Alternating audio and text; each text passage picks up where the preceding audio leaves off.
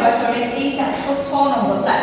এই 406 নম্বর ফ্ল্যাটে এসেছিল পুলিশ আধিকারিকরা, বেঙ্গল এসটিএফ এবং বিহার পুলিশের আধিকারিকরা। আমরা যে ছবিটা দেখতে পাচ্ছি একেবারে এই মুহূর্তে গেট বন্ধ, ইন্টারলক করে দেওয়া হয়েছে পুলিশের তরফ থেকে এবং বাইরে জুতো রয়েছে, অর্থাৎ এখানে যারা থাকতেন তা কিন্তু একেবারেই স্পষ্ট।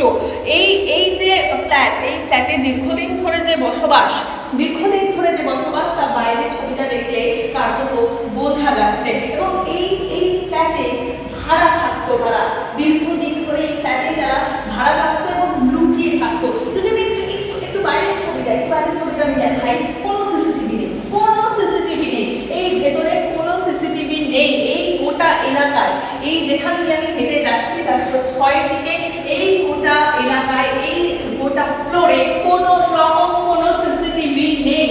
কিভাবে তাদের নিরাপত্তা চলতো? তাহলে এই সমস্ত জায়গায় ঘাঁটি তৈরি করা অত্যন্ত সহজ, তার কারণ পুলিশ তো দেখে না, নিরাপত্তা রক্ষীরা চুপ, তারা ঘুরে বেড়াচ্ছে।